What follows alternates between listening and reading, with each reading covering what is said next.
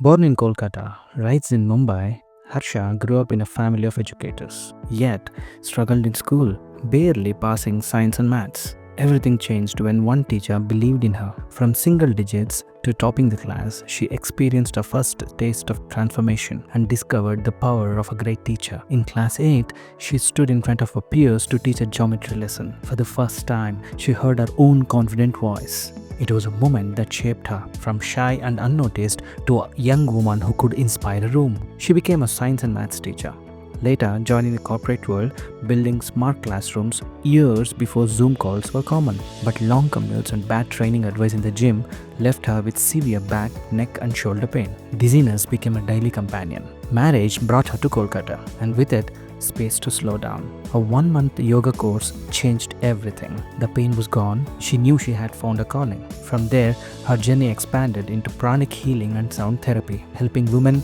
heal from miscarriages, guiding couples through fertility challenges, and transforming lives beyond the mat. In 2015, she laced up her running shoes. By 2020, just a year after giving birth, Harsha ran her first full marathon, coaching herself to the finish in 4 hours 30 minutes. She proved to herself and to her students that the right strategy matters as much as speed. At 39, she couldn't swim and had never ridden a road bike. But with 40 approaching, Harsha set her sights on the Ironman 70.3. She traveled across India to train with the best, one stroke, one pedal at a time. In October 2024, in Goa, she crossed the finish line. A swimmer, a cyclist, a triathlete. From classrooms to corporate boardrooms, yoga studios to triathlon courses, Harsha's mission is the same: to help others see the transformation they are capable of. Whether it's a student conquering maths, a runner finding their stride, or a participant at a yogathon discovering new strength, Harsha's story reminds us that the biggest change often starts with a single step and the belief that you can. Hello and welcome to another episode of Intentionality where we talk about life with purpose.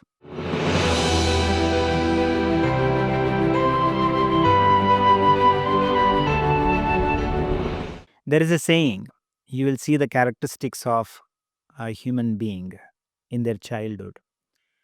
And today we have someone during her childhood, she was very shy in speaking to people, but she went on to become a teacher and today she leads Yogathon, where there are hundreds of people in front of her, all eyes on her.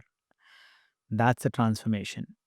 So she helps people transform their lives. Today we have Harsha Bhatia, who is a yogi, and she takes pleasure in impacting lives of others. So let's learn more about transformation today from Harsha. Welcome, Harsha, to Intentionality Podcast. So today, while I was traveling to this podcast, um, I live around 8 kilometers from here. I took a road where there were a lot of vehicles which were stuck, and I started regretting immediately. Why did I take this road? I could have taken another route. And I also noticed many people were moving slow because they were driving with while they are on the call. So I started cursing them. These idiots block the roads. So this is not uncommon for someone who lives in Bangalore. Um, and of course, we are hurting ourselves by cursing others. Our state of mind gets into negative mode, maybe blame frame. So doing this every day is not a good thing. So if someone like someone in this situation, if they were to overcome that regret and frustration, what can they do? Uh, First of all, I would appreciate that you're aware. That's not a good thing. So that's really good. That being aware, that's the first step towards solving a problem. So you're already started doing that actually right now. Having said that, you know, there are two theories. One which says that you define or your destiny. Like, so if you want to become a doctor or you want to be a billionaire. So yeah, you can do that. But we also know universe has its own plan. So not every time what we decide is going to materialize. So there's in these two theories there's something very good which can save you. One is the preparation or the preparedness. So one, when you're already aware, in Bangalore, it's going to be traffic place. So you come out either early or you just change the mindset and say that I'm going to make the most of every situation. For example, businesses might had lots of plan in 2020, right? But then COVID happened Right. and many losses happened. But then there were few people who knew how to make the best out of it. Right. That's where the online thing started taking like the boom, like the Zoom classes, the podcast started having more viewers. So some industries actually made a lot of benefit at that particular time. So the storyline is you will always have some or the other struggle in our life, isn't it? Like we all have, right? Otherwise, it won't be life. Yes, like for example, when you're a marathoner, you want to run a sub 4 marathon, and that day it had a very humid, bad weather. What do? You have to be prepared. First of all, that okay, fine, I am going to be prepared with my hydration, or else if it is too bad, I'm going to just make the most out of it by enjoying the whole scenery over there, by making more good memories over there. So while you're coming over here, let's get back to your problem statement. While you are coming to this place with lots of traffic, see, any which ways, it's not in your hand. Why not listen to some good music and make yourself more feel calmer? And since you already said that some people was already on a call, hence I won't give you that suggestion. You also make a call to your friend. Why not? Who you have not been in touch with? Like why not? Any which ways you're getting late. So it's up to you. Like how you can make that situation particularly beautiful for you, to make you feel more happier in that situation, more calmer in that situation, so that when you have reached your destination, you are well prepared to handle any of the circumstances over there. Because if you're already agitated, Mhm. it'll just spoil the next step. It'll have always the ripple effect. So there's an old saying: when you get a lemon, make a Lemonade. lemonade. Correct. So I use that from very childhood, because I know life is very much uncertain. And if you start enjoying that uncertainty, like in your flight, like in your daily life, in your businesses, oh, you become a challenge taker, you become more adventurous, and you become a person with a strong armor who is not affected by any of the problems around.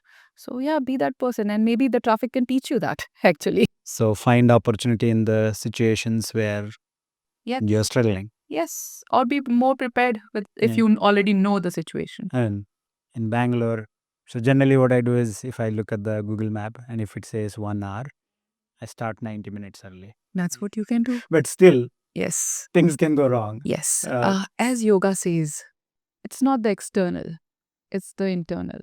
Any which ways, please understand you are going to be late on that day. The COVID had to happen. That the things might be already preparing itself in their own way, the external world. But we can't help that. We can't control that. But the only controllable thing over here is you, inside you, your thoughts, your actions. So if you can just focus over there, I think the story can turn out to be very beautiful, interesting, so that you can share it with others later on.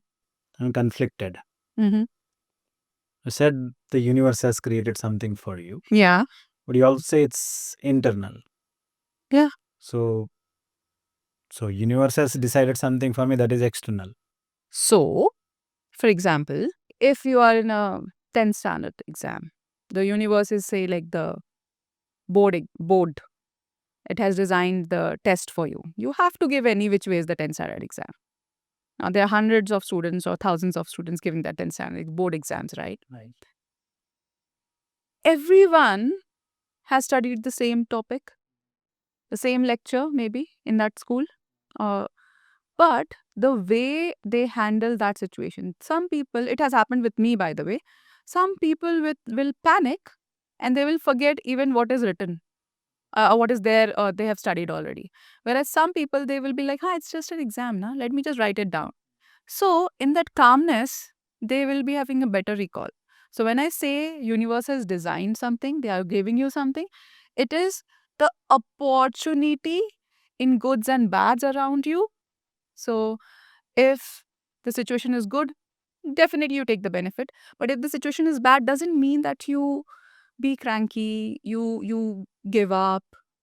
That's where the internal work comes in to handle that situation. So universe is giving you the opportunity through goods and bads. And you have to stop thinking that this is good, this is bad. And that internal thing will only tell you that, okay, fine, something bad has happened. Now, what is it trying to teach me? How can I handle this? Is it worth? The internal question will be coming. Is it worth to uh, give yourself stress, increase your cortisol level, disturb your heart rate? Is it worth it? You tell me now. I'm throwing back the question to you. Absolutely, it is not worth it. Absolutely not. And in the long term, because if it is just one day thing, it's fine. But in the long term, we have to understand what is our priority. Sometime when we get into a fight, has it ever happened to you that you chose to back off? Not for, not because you were wrong, but because you prioritized your sanity more over that place. Absolutely agree. So that's the internal work. So universe is always giving you good, even through the bad. If you can, accept that. See, remember one thing. They will always, we are human beings. So first we have to accept we are vulnerable at times. We have not just response, we have reactions also. So give yourself that permission for that instant to feel whatever you want to feel. Like you want to cry, you want to feel anger, you're feeling helpless. It's okay. But how soon can you bounce out of it? That's the thing. It's like, am I going to just be in that situation for like long? Or am I going to be accepting the truth of that present moment? Understand that yes, there is a grief, there is an anger, there is a frustration, but right now I need to get out of it. And that's where your whole inner work stands with you. And then you're like, no, now it's the time I get out of this and do something about it, or take myself out of it and build myself again. So this will represent in smaller to smaller situation to bigger circumstances. Yes. So you're saying control the controllables and learn and adapt from the uncontrollable. Complete. Okay. Yeah. Makes sense. So before we dive into your story, how do you define transformation? See, transformation, statement number one, it's not an overnight thing. And it's not only one time thing like hum pyar ek hi baar karte hain. It's not like that. Transformation will have it's step by step new transformation, maybe every week, every day, every month, every year. There will be smaller transformation, there will be bigger transformation. So there is going to be transformation, many transformations in your life. So be prepared for that. That's now statement number one. Statement number two of what is transformation according to me is when you evolve, when you see yourself as an evolved person who is more grounded and now after this, who knows who they are. Because half of us, we don't even know what our actual potential is because we are scared to even reach there. So, transformation will teach you to be a very grounded person. It'll make you a more evolved person. And that transformation could be anything. It can be a like monetary transformation. It could be physical transformation. It could be a life transformation, anything. But the overall gist will be the same. It'll make you a more evolved person. Okay. Yeah. So are there triggers for transformation? Like, do I know that, okay, right now I need transformation, or do I know that I am in a transformation?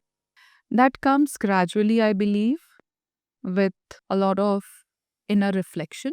sometimes the transformation happens without you even knowing. Like, for example, kids. Right. Yeah. Yeah.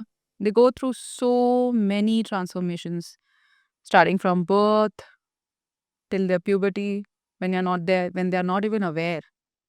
They get so many transformations. But they don't learn out of that transformation that particularly. But when we are an adult and when we are aware of the transformation, we not just evolve, we also learn that pattern. And that will actually tell you, yes, this is how transformation looks like.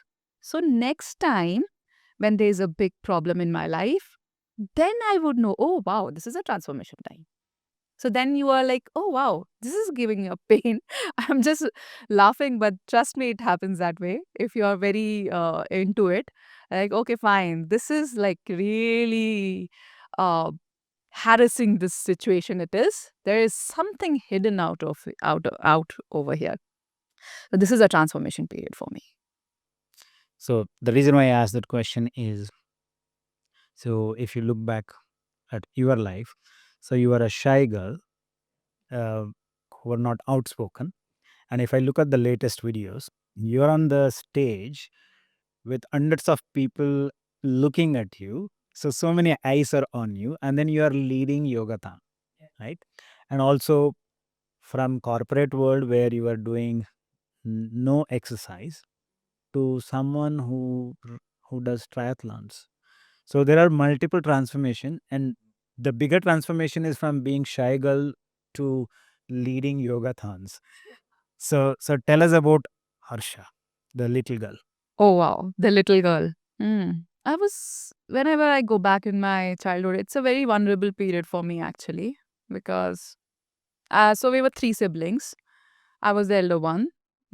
As we all know, elder one always has this responsibility and more of the eyes on them. And I had two brothers. So, so in the childhood, I could not express myself. I was not at all good in studies. Maybe the teachers used to say, like, you come very shabby in the class. The family, the extended family used to mock at times. That was really disheartening at times. But uh, somewhere in my heart, there was a belief of self appreciation. And this one thing was always constant in me, and that was faith. So I had faith, that I had that feeling, no, there is something good in me. I'm yet to explore that, you know. My mother used to do a lot of hard work on me, you know. Uh, she used to make me wake up at 4 o'clock. My brothers used to sleep at that particular time because somehow they had the faith in my brothers that they will study. But somehow maybe she didn't had that faith in me. She used to like sit with the scale and make me learn spellings, and she used to make me dress up well so that I look good. She used to put a lot of effort for me. But then, you know what happened? I felt there was a lot of effort, but at that particular age, there was not a lot of trust what I could sense. What I needed that particular time was trust. That trust in me. I can do good. And that was a little, But you were a kid. I was a kid, but I was a very aware kid at that particular time. When I say kid, na, it was a journey till 10th standard. So as you grow up, you start feeling feelings. Okay, fine. When you are a kid, don't think that you don't have feelings, by the way. My son, 7-year-old son, he has lots of feeling. And I talk to him a lot. And I dig and I dig and I dig. And I get to know that he feels a lot. He understands a lot. So we do understand from a very childhood. It's just that we don't express it. We don't know the language to express it. Our verbal, like our dictionaries are not yet filled with so many words, what we know now. But then, having said that, there was always a hope in my heart that something will happen. I'm just waiting for that moment.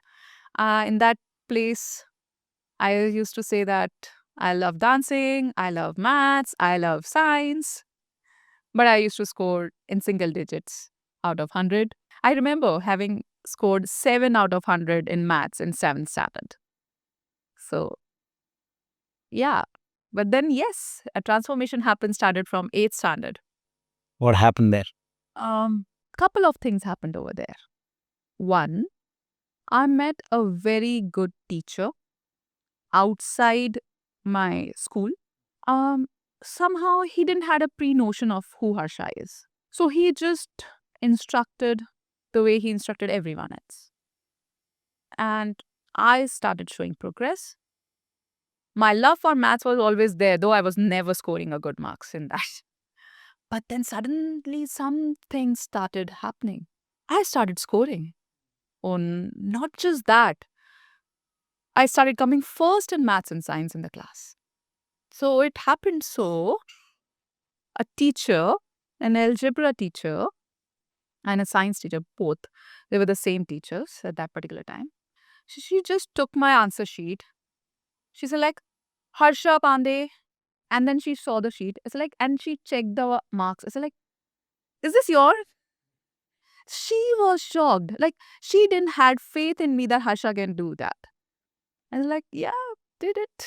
So that was my first transformation, knowing that yes, if you have that love for something and you have faith that, and have patience, patience that keep working towards it, one day it will come, and it came to me. So though it was a very small transformation, but somehow it created that faith inside me, the belief system of patience and of faith in yourself. So you're saying you had love for math. Yes. So that was not missing, but still you were scoring in single digits. So what did this teacher do that changed things for you? This teacher, first of all, he never judged me. So, for example, you're a marathoner, right? If a person comes to you with a, say, sub 5 timing in a marathon and he has a dream of sub 3, I won't even say sub 4, no, sub 3. Now, if he goes to 10 coaches, trust me on this, that all the 10 coaches will treat him in a different way. But the one teacher who will not show him that sugar-coated picture that yes, you can do it, but rather he himself start preparing. Okay, fine. How can I teach this person to go? It's my duty. Like, at least this part is my duty, to see his technical, to see his blood reports, to see where he's lacking. It is my duty. So that teacher exactly did that. He didn't had any pre-notion for me that I can do it or I can't do it. He just said that this girl has come to me to study. Now I need to see what is her weakness, where is she lacking, and I need to fill the gap. That's what that teacher did. He filled the gap with the technical things which was lacking before. And that gave me the understanding how a maths could be, a maths problem, be it geometry, be it algebra, how it can be solved. The way, the perspective of seeing each question, how to find X basically. So everything was based on two things. One, the teacher's effort. That's the place where I understood, oh, a good teacher can make a boring subject or a hard subject a loving subject, a very good subject. And that's where I felt that a teacher can make a huge difference in people's life, which in my life I did give back to my students in a very different ways. Yeah. So now that you have come a long way, if I take let's say if I am a parent of a kid who loves all the subjects but not really scoring, so as a parent, what can I do to help them? Give them freedom, first of all. Don't think that if a kid is failing in one subject, his whole life is failed. I was a very average scorer back then. My principal, my teachers never used to like be very proud of me, obviously. Why would they? But then now they are. Maybe I am that one of the few students who they want to look back, who they want to give examples to the present students in my school. And that has happened. And my mother is very proud of me now. Now she has faith. Like, Harsha, ye boliye na karegi, she'll do it. So I have understood one thing. My son, if he's not good at something, give him freedom and see where he wants to take. So as a parent, I think one responsibility of a parent is to observe the kid and see where he is strong at and make that part so strong that with that itself he will like not just survive, he will thrive in his life. And I really have this mantra in my life right now. I don't want to survive in my life, you know. I want to thrive in my life. So if till the time I'm not thriving, it's not worth living for me. So yeah. Makes sense. You went on to become a teacher as well. Yes. So while you were studying your degree, Yes. you started teaching and you wanted to earn and learn. Tell us about that story. Why did you feel like, I should earn and then I should pay my own fees? I had seen, so my mother was a single parent. She was bringing up 3 kids. It was difficult back then. So one thing that I was like, no, I was waiting for to grow up and then be a support for her. So I want to be like, I remember I telling her like, Mama, you have done enough. Let me just give me the permission to work. I promise I'll not compromise my studies, but I want to work and pay my own college fees, you know. And she permitted. And that is where I started earning. And since I appreciated a good teacher a lot, I became a good teacher. And in the future, I also got the degrees to become a good teacher. There's something called B.Ed or Bachelor of Education. I did that as well. So yeah, that's where I started doing like a college. Since a science college used to be a huge hours, like morning 7 to evening 4, I used to be in the college studying, doing the practicals in the evening in the labs. And after 4, everyone used to sit in the canteen. I used to go rush back to the coaching centers to teach my 10th and 12th standard kids. Maths and science, by the way. Okay.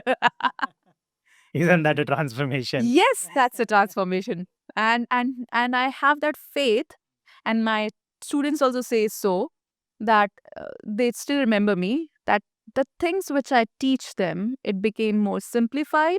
As a teacher, that was my responsibility, that I make the same things very simplified. I make the things simple and very interesting for them so that they enjoy, love, and excel in that subject. So that's what I did. You had your own Ron Clark story as well as a teacher. So what was that? Which class did you transform from not scoring to a very high scoring? So that happened in the class 8 and 9th, the scoring path. But then there was one more thing. So at that particular time, they used to experiment with the learnings. So in one of the learning methods, what teachers used to do is they used to give one topic to each student to come and teach in front of the whole class. Okay. So I remember I got the Pythagoras theorem of maths, of geometry, to teach in front of the class. And I was a backbencher then. So I came in front of the class. I drew the diagram and everything, and I started teaching. The moment I opened my mouth, within few couple of seconds itself, I'm speaking and I'm like, is this my voice? Who is this girl? You know? And I then finished the class. It's like, okay, maybe it's just me appreciating. In Hindi we say that apni dahi sabko meethi lagti hai. So I just went and sat, and there was this classmate of mine. His name is Adat, because he's a very loving, dear one. Still, we are very close to each other. He stays in Bangalore, by the way. He's into media.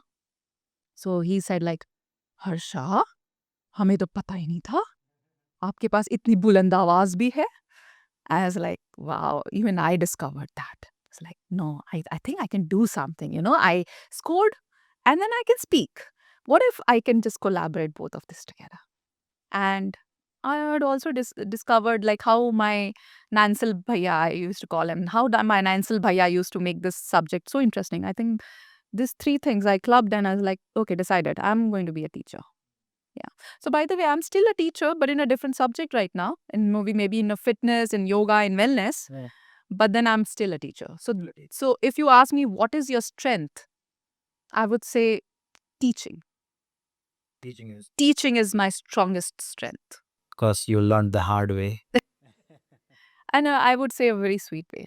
Like I don't remember the hards now, but then I remember like what I got the benefit out of it. Of course, and like earlier you were saying, use every struggle as an opportunity, and That's what. so that's exactly what you So have so done. when I said this gyan, to make the things work for you when you're in struggle. So when I say this to some people, they're like, हाँ बोलने में आसान लगता है, say something practical. How do I make them understand? Because I don't want to bug them out with my story. Because this is the thing, if I've not read it somewhere, I've not heard it somewhere, but rather I have experienced it in my childhood. That, so I use it in my life and I'm growing with that theory. So why not you to use it? Absolutely. Yeah. You also told me that earlier the way the sections were divided were all the toppers in section A, section B, and then you used to get section D or F The teacher. as a teacher, and then you have some story of transforming that class as well. So how did you make it happen? So so when I didn't had much of a when I was just graduated and not a teacher's degree and all, till not a master's degree also yet. I used to start with small. I used to get in smaller classes like nursery, then junior, then senior, then class 1, 2, 3. So when I was teaching class 3, there used to be sections A, B, C, D, E. I got section E, I remember. And they used to give stars to every class, like a gold star, silver star, black star.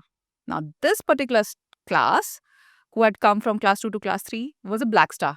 I can't even imagine they had that theory, first of all. Why would you want to give a black star to someone? So black star means Like they're not the good worst performers. worst Okay. class, like notorious class. Hmm. Fine. And that particular time, that year, it was 2007. That year, the scales were allowed in the class, the wooden scales. Do you remember the wooden scales? Yes, they were like allowed. But I decided I'm never going to use the right scale in my. Or when you say allowed, just to hit the students. I don't know what the teachers are allowed to do with that. I don't even want to talk about it.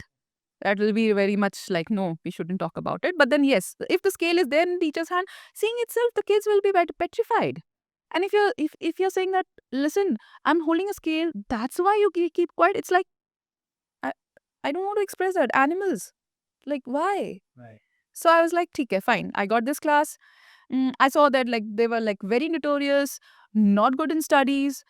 Along with being a teacher, I decided to be a part of them.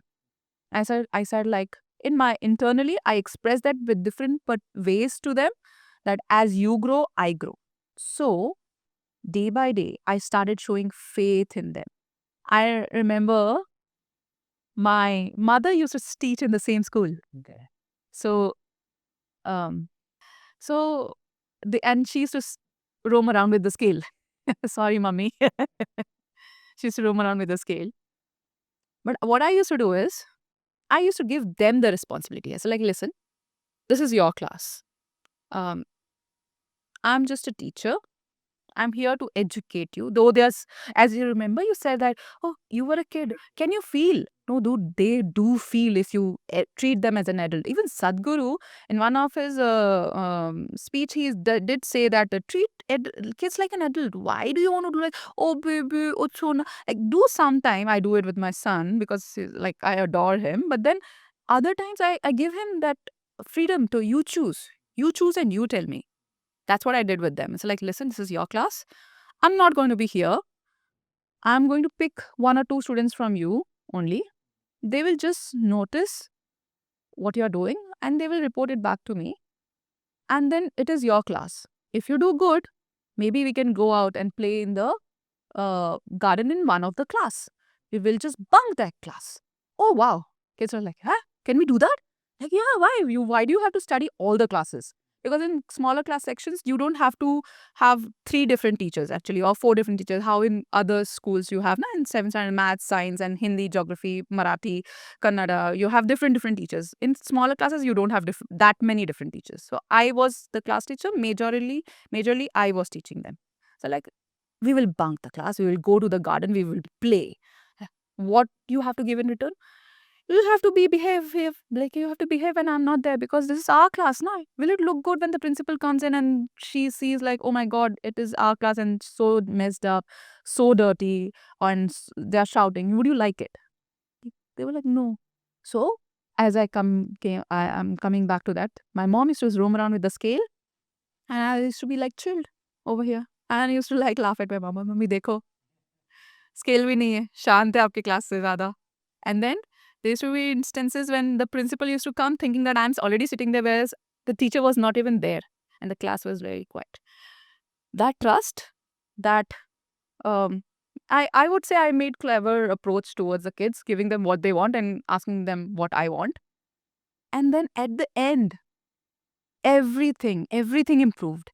They started getting red star out of that black star. Then they, at the end of the year, they got a gold star. Okay. Wow. There was transformation. People or the kids started studying. They behaved very nicely. They started working as a team to participate in any of the projects or competitions, and they evolved. And it was 2007. Now the kids are, imagine, they're adults. Some of them are married also. They still come back to my mom because my mom is now a coordinator in that school itself. They come back to my mother and they say like, how is Harsha ma'am? We really miss her. Getting that from 2007, it's like 25. Imagine the years, the number of years it has passed. And they have transformed. Maybe that third standard was the transformation story in many of that 56 kids in that class. So imagine the power of a teacher, or like a dedicated, strong teacher. So as a parent, be that teacher to them, who has faith in them. Just be there to handle them whenever they need and act tactfully. Say that you want this, fine, I'll give you. Maybe I'll come along with you. But then this is the place I need you to sort the things out, because as a team, we don't look good in this. And maybe maybe they will understand and they will start helping you out in that, in the whole journey of parenting. So there was trust. Yes. So first you started trusting them, treating them like human beings, not just kids.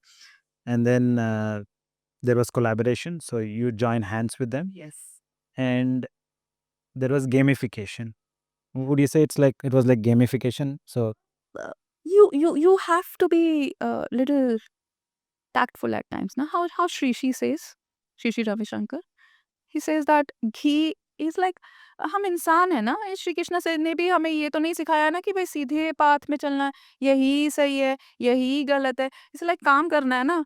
तो काम करने के लिए अगर आप सही path पे रह के सही गोल के लिए अगर उंगली टेढ़ी भी करते हो, इट्स फाइन. सो तो घी निकालने के लिए आप सीधे उंगली से घी नहीं निकाल सकते. You can not put one finger and take the ghee out. You have to make the finger bend. So that's what I did. I molded a little bit. You have to be tactful. Come on, in a sweet way, in a nice way, for the benefit of the whole, the group. You're not doing anything wrong. You're just playing it in a different way. You're approaching you're sandwiching good part, little of their improvement, and again good part. Khatam. You're feeling good also. The other party feels good.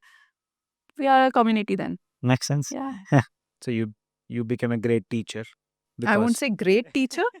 I just would say, yeah, I'm a good teacher. Yeah, you did transform Yeah. some kids' lives. And Great if they're teachers still means a lot, remembering yeah. today, Yes, they do. see, even if you change one person's life and if they remember you, so you're certainly great teacher to them. So from teaching profession, you moved to corporate world into e-learning. Yes. So how did that happen? I did my master's in chemistry, and then I did my B.Ed in education. And I am a curious child. I would say I'm still a curious one. I used to look for many things. I never settled, actually, as I said. Though I was teaching, but I wanted always to explore the new ways of teaching. So that's where I got into this in 2010. So where I had to work with a platform called WebEx. It's still there. So it's a higher end of Zoom, you can say that, at that particular time. Yeah, Zoom took their market. Yes, completely. But that time WebEx was the It was one. from Cisco, right? Yes, from Cisco. So yeah, so using that platform, we used to teach the kids outside India. the distance learning used to happen, like for say Belgium or other countries, or even in India, the kids who cannot travel or something like that. I used to train the teachers over there how to teach and use the tool in a better way.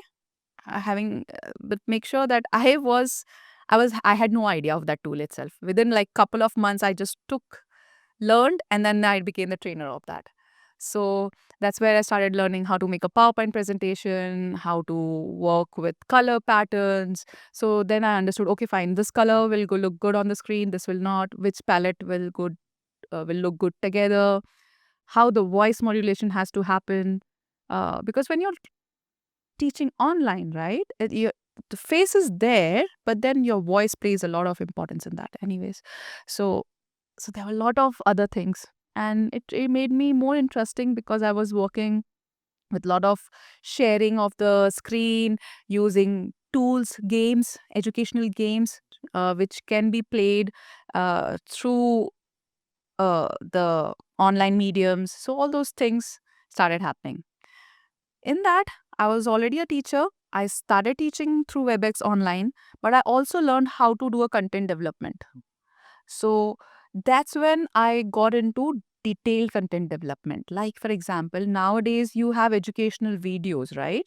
And then you have smart classes in the schools called Class Edge. And so Tata was developing a product at that particular time, Class Edge. Or something like that. I don't remember. In 2010, 11, I believe. And that's where I got a break in a proper corporate. And I started working as an SME, subject matter expert for physics, chemistry, maths.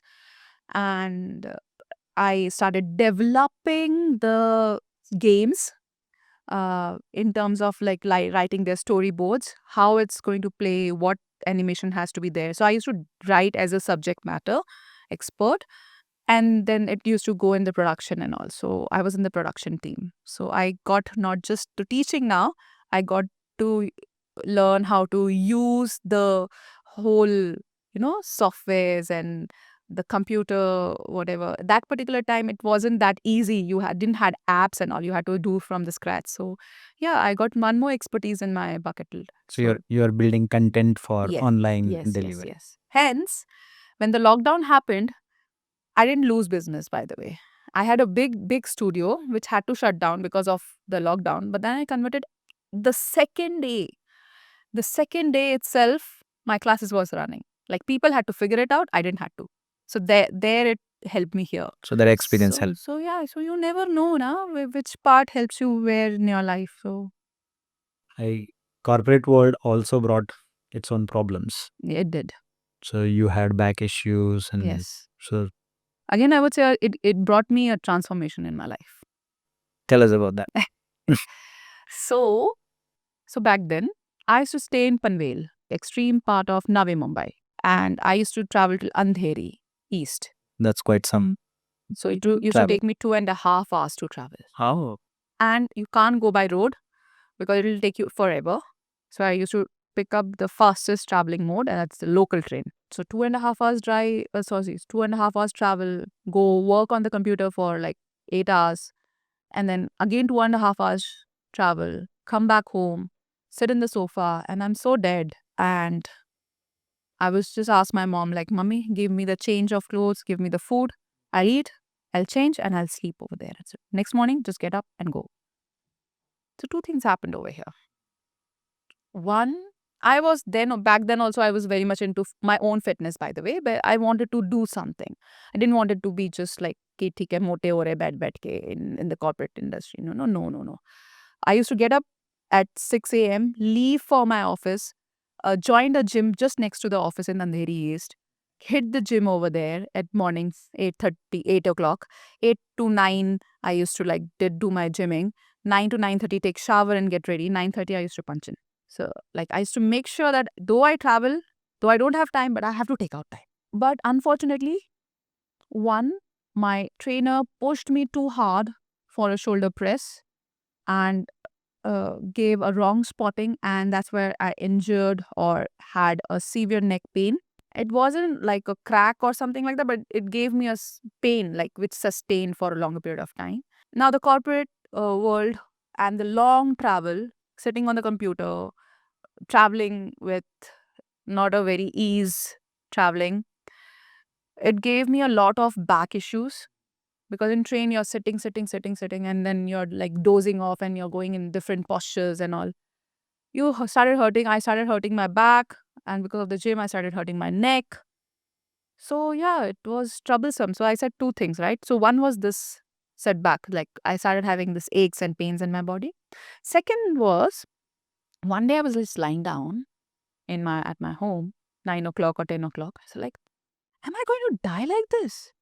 Like go to the office, come back, eat, sleep, and repeat. I'm like, no. I'm not gonna die like this. This is like there was a fear. I was like, I'm not going to die like this. Like go, come, go, come, go, come. It has to be something different. That's where I started building up stories in my mind. Like, why not become a yoga? Because I used to practice yoga, but only the physical asanas. I did not know the other parts of it because I had not trained myself in that yet. Just the asanas which I had learned from my parents. So I was like, why not become a yoga teacher? I was like, yeah, that story is there in my mind. See, I remember I told you I love maths, but it has not yet come to me. I love yoga. It has not yet come to me. I love things. I was like, ठीक है, करना है, करना है. That was there in my back of my mind. So when people talk about manifestation, by the way, Right. Yeah. yeah, that works for me a lot. They're like, करना है. Okay, fine. Then marriage happened. I had to leave the job. I had to shift to Calcutta. Like, fine. So setback. क्या हुआ वहाँ पर? I had to leave the job.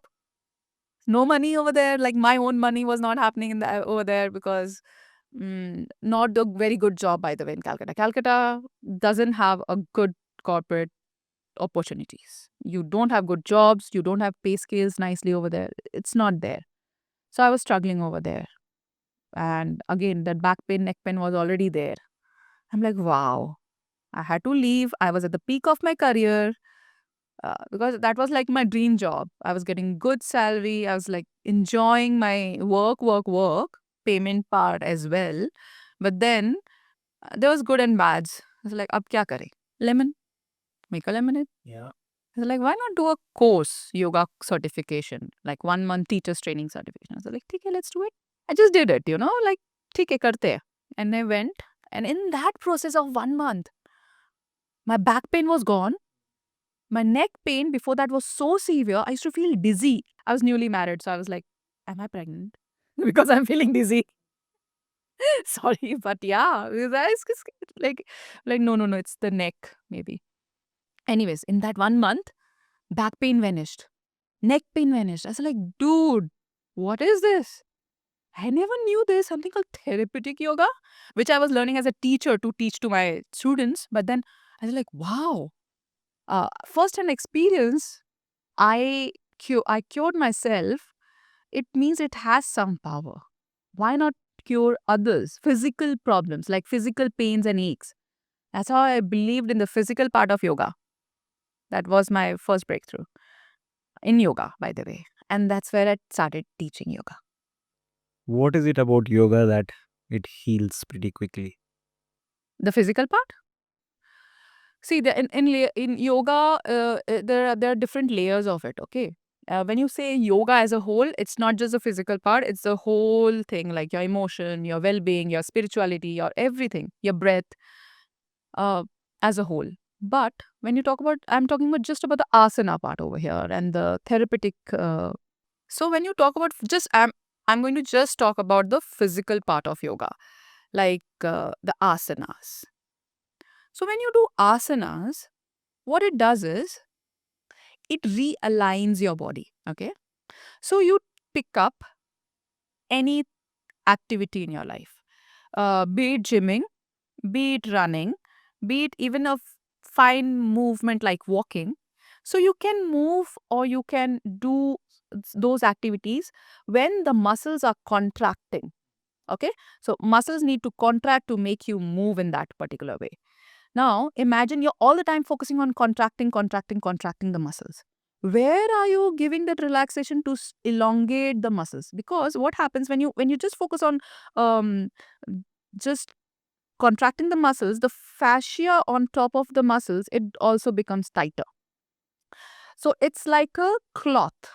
Like you imagine you like a cloth. So for example, this I'm wearing a full sleeves. For example, I'm wearing a full sleeve. So if this is my t-shirt or the sleeves. So if this part becomes tight, what will happen? It will pull, right? It will pull the other part also. That's what happened with your muscles.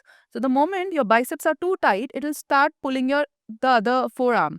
And in that case, what will happen? Your elbow will start getting the compromise. So joint pain will happen. Similarly, when you talk about asanas, it works in elongating the muscles.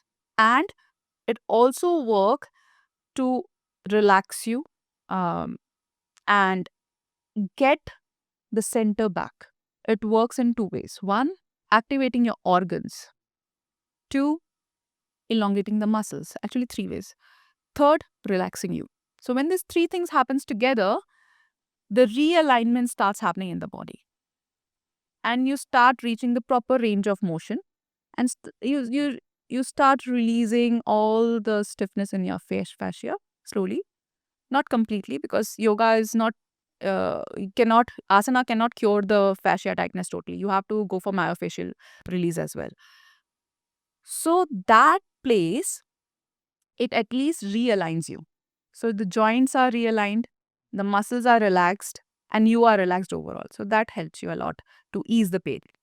In a layperson's language, what is yoga? You're aligned.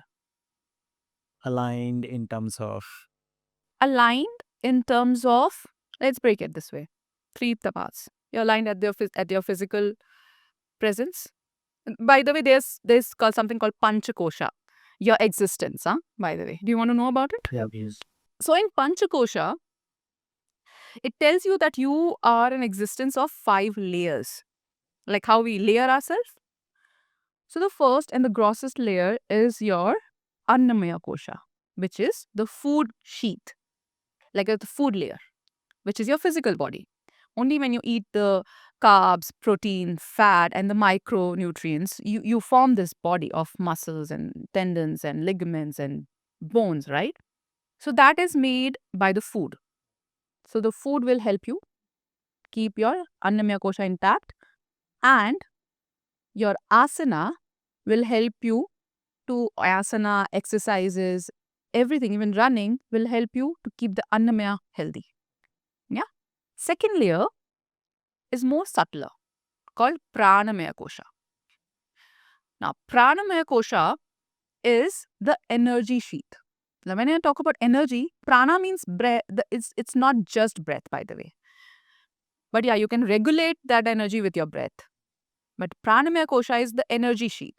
For example, your respiration, your digestion, your excretion, your blood circulation, everything comes under pranamaya kosha. So that can be rectified by proper breathing, by doing the subtle practices. Okay, um, making making the exercises more in depth. I'll explain that later. It's a very deep part actually. Let's understand what is pranamaya kosha right now. Then the third layer, more subtler. Okay. Okay. And once we know this, now we will see how they are interconnected. It's a very interesting story. That's how my yogathon came into existence, by the way. So, annamaya, body. Pranamaya. Yeah. Third is the manomaya kosha. Man means the emotions. Okay. The emotional sheath. I think we don't need to explain this, right? Fourth is the vijnanamaya kosha, the intellect. So, the do's and or where you can viveka and vairagya, where you know how to discriminate. Okay, for example, as we were asking to your first question in the traffic, how do you do?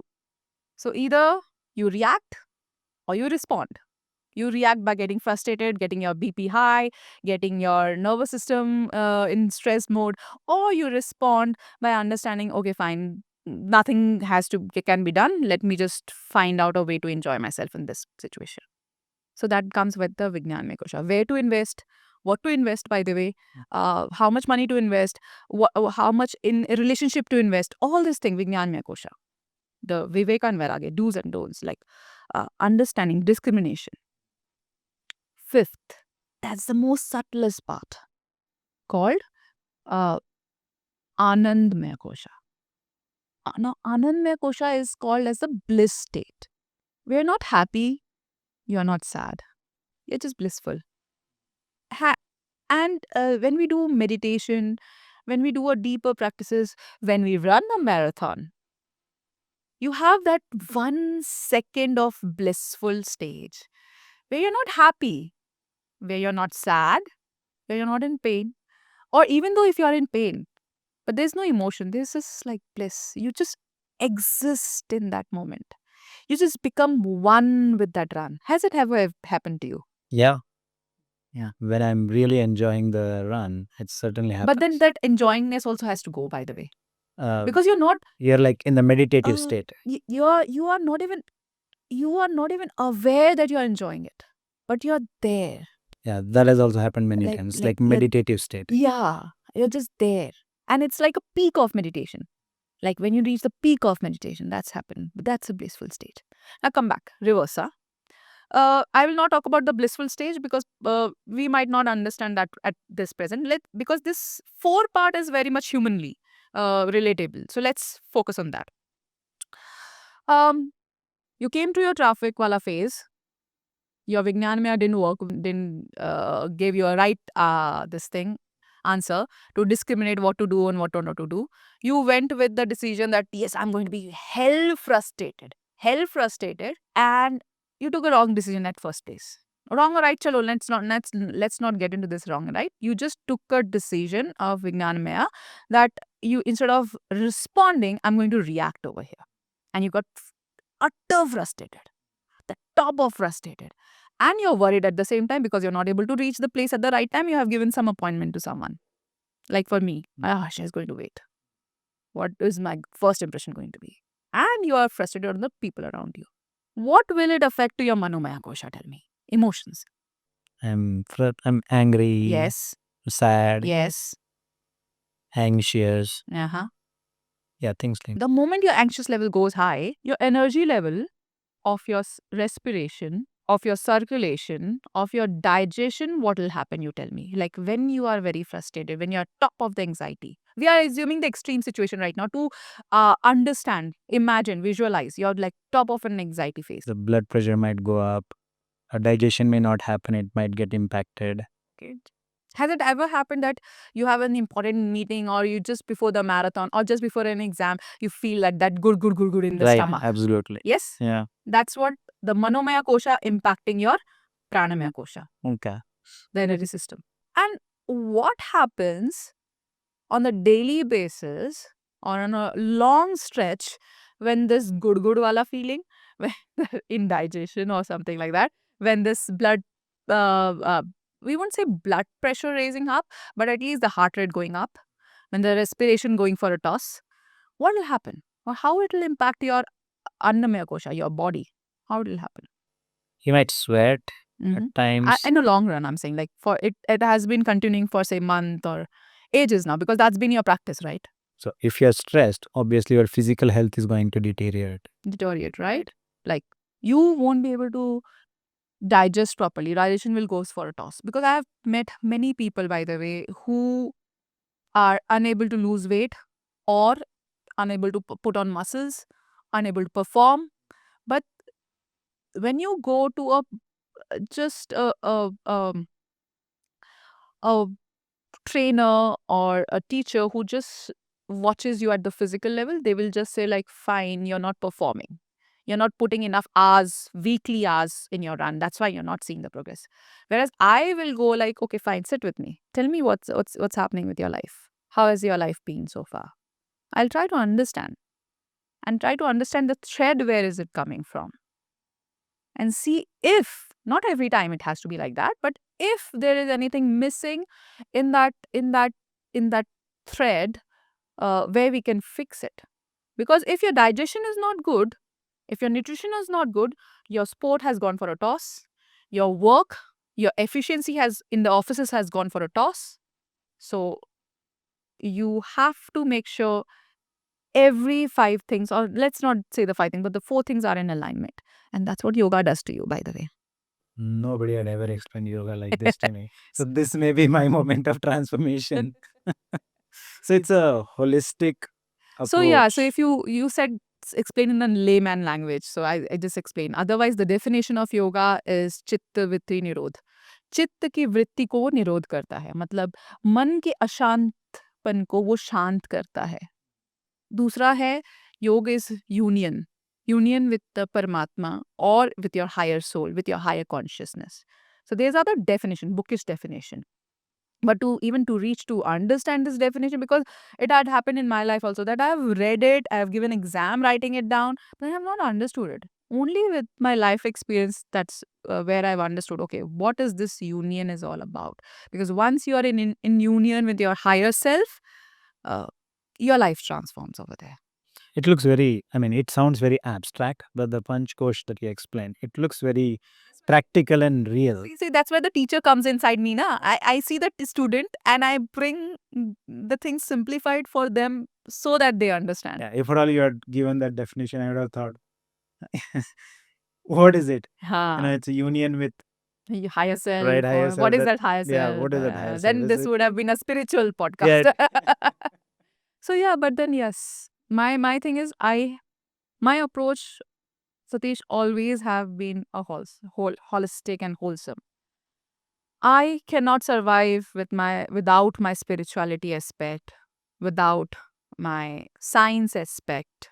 Science has to back everything. Right. Yeah. So I'm like that, when I learned other stuff like sound healing or pranic healing or anything, yoga also, right? You have to give me proof, dude. Like it has to work. Only when it has worked for me, then that's where I was like, I will believe in it, and that's why I'll be a stronger teacher to even pass it on to you. Now I know why the yogis are so calm. So because yoga is not just asanas. So I always thought, yeah, yoga is it's like Pilates. Yes. Most people still do But that. it's not Pilates, right? It's the holistic way of looking at your life. Yeah. So now I see why you are so wise. Now I have to start learning about yoga. Oh, do. It changes your life. Okay. Only when you have a stronger foundation, you can build anything on top of it. So for me, yoga was my foundation. And then I kept on layering things on top of it. I did kettlebell certification. I did animal flow. I did, I am doing triathlon. So now because that yoga is there with me, now everything else comes very naturally to me. So yoga builds you at a strong base at the physical level, mental level, and emotional level. Yeah. So I always thought yoga was like, it's for mobility. So if you want mobility, do yoga. Now I totally understand what it means. So if someone were to start learning about yoga, what is the first place? Start with asana. There is a Ashtang Yoga where Maharshi Patanjali has given 7 steps for people like us to make it more scientific, more step-by-step thing. So it makes your yoga journey very smooth and very easy. So start with asanas. And there is something called yam and niyam also, by the way, in that Ashtang Yoga. The first part is yam, the second part is niyam, and the third part is asana. Yam and niyam tells you about do's and don'ts. Like what you should do, what you shouldn't do. What you should do is clean yourself, talk the truth, and many things like that. And then don't says like don't steal, not just in terms of physical stuff, but then you can steal many things also. Don't steal, don't lie, don't accumulate unnecessary stuff. If you are a runner, you don't need 100 shoes, by the way. Some people have like a rack of shoes, like maybe 20, 30. How many you have, by the way? I have around 15. That's I can understand. 15 is like, okay, one could be for the tempo, one could be for the intervals, one could be for the long runs, one could be for the trail run. No, half of them are retired. Oh, So- half so- of them are. so So, the life- so you don't have a stock like some people, but some people, oh wow, this is a good shoes. It will give me a speed. Though I have this one, but still I want that. So accumulation is a big no-no. So when you do that, you start creating an integration in your life. So you are already in that path of yoga because your half of the stress is gone. See, because if you lie once, you have to cover up that lie. You have to say 10 different lies. Then put stress in your mind. If you're late, just say I'm late. You don't have to give bahanas and all. Just say I'm late. Khatam. Let the people understand who you are. If they understand, okay, you are a very true person. If she is getting late, there must be some like reason, a particular reason about it. And you build that character, right? And like the same way, when you don't accumulate a lot, you save money. When you save money, you don't have to earn that much. When you don't have to earn that much, you earn the time left with you. And you have the time, you invest in your family, invest in yourself. So it starts aligning your life. And then comes the asana. So you can do all the three things all together. Start with an asana class because it will start calming yourself down. But asana is mostly physical. Start with that. Okay. I can't tell a student who wants to become a poet if he is in class 1 not to learn the spellings, because how will he express himself? I mean, I understand that. Yeah.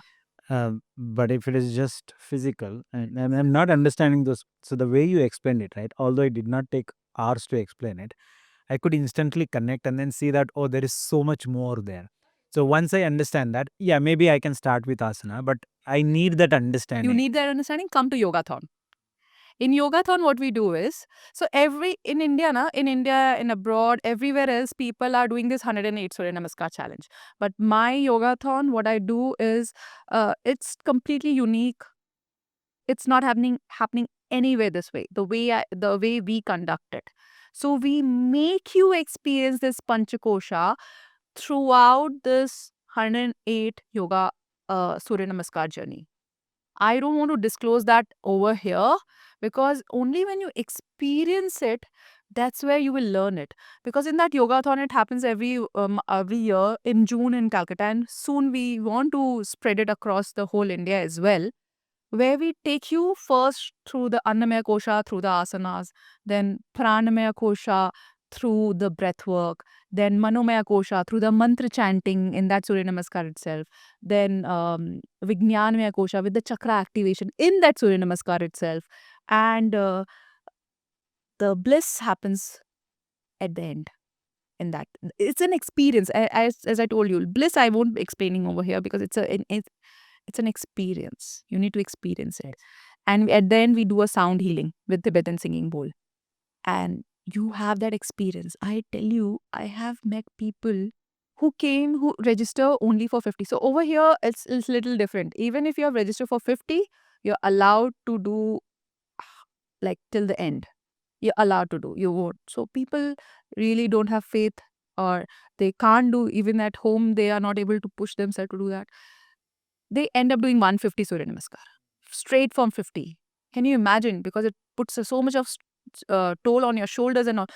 They do 150 straight from 50. It's like in the running, it's like in an event, it never happens, but it's like you signed up for 10K and you did the 42 kilometers. Where does it happen? But that's the power of, discovering yourself through Panchakosha. That you start understanding that it's not your body which is working alone, it's the other systems. And that gives you an ultra push so that you can go and keep going on and on and on. So for that, either you do the asana first and then wait and have patience, go, or just do yogathon and to experience it. But again, that will be only an experience. Until and unless you don't start practicing this every day to day life, it will not show the result. Yes. A sustainable results, where everyday traffic won't disturb you, where everyday hustle won't disturb you. Even if it does, you just like say, yeah, it's happening. And you can also scream and shout and get frustrated, but only for 5 minutes. That's much you allow yourself. And then they're like, it's not worth it. Leave it. Now, next what? So you moved from Mumbai to Kolkata, and then you saw an opportunity to learn about yoga, and then you started learning about it. Now you have Yogathon. So how did this happen? How did you come up with Yogathon? As a teacher, there was an innate. So, teacher का भी एक भूख होता है, you know, to see their student excel. And when I meet people in my life, day to day life, I don't see the limitations in them. Rather, I see the potential in them. And I see that they are not seeing that potential. I wanted to give them a taste of their potential. And how do you do that? In one day. Maybe make them do something so big that they can't even like imagine that they can do. And they once they have done it, and in a very holistic way. Like for example, when you run, say, an ultra marathon, when you do an Ironman or triathlon or whatever these are, or when you do a PR in weightlifting, in a deadlift, you are tired. Aren't you tired? But in yogathon, you are not. They add it. It is my claim that at the end you will feel more refreshed, you will feel more energized, you will feel more more. So there will be no depletion over there. Like in the endurance sports, not unfortunate. That's a part of it. You just deplete in some way. Like you deplete in your salt, deplete in your little energy, your blah blah blah. Yeah. Glycogen stores goes on, and your gut because of the gels and all. After so many gels, and I'm not talking about just a 10K. I'm talking about the ultra things like which are beyond 4 hours and all. But in this case, you don't deplete. You collect. And you discover who you are, and that's the magic I want to give them. That's where the yogathon came into existence. So yogathon was not yogathon initially, it was just a Surya Namaskar workshop in 2013. Yeah. But then it started taking a bigger picture in 2019 in the form of yogathon. Yeah. And So this is a one-day event. it's a one-day event. It's a one-day event where people come all across India. They travel to Calcutta, by the way. They do this. Yeah. And the sound healing. This year we had live sitar along with our yogathon. So it was, imagine there's this live sitar which is working on your nervous system. Then there is asanas happening. Huge crowd chanting mantras together, doing their physical activity. Oh, it's like you're there. It's a magical experience. Again, blissful state can't be expressed. It can only be experienced. Now, if at all you had not explained about Panchakosha, right, I wouldn't be able to relate now. Now I can actually relate because I understood that. I can relate. I would have thought, what is this? And in fact, exactly in the same room where we are sitting. So we used to have a development room here. So there was a session where you need to sit down and meditate. So one of my colleagues, he was saying, breathe through one nose. I mean, breathe through the nose and then exhale through the same nose. I started laughing. Like, yeah, of course, that is what you do. So if you don't understand a complete a picture of something, you may not be able to relate. You might make mockery of it. So now I can totally understand what you're saying. So I certainly want to experience it. Yoga is, okay, people understand that yoga can be done only through yogic ways, like the asanas and the meditation. No. Please understand, yoga can be done through swimming. Yoga can be done through running. Why can't you do the running, this Panchakosha experience in your runs? You can do it. If you know, you can. That's what the point is, right? If I'm just doing yoga in one studio, in one room, and I'm not taking it to the other parts of my life, what is the use of doing yoga then? So I used yoga in my first full marathon.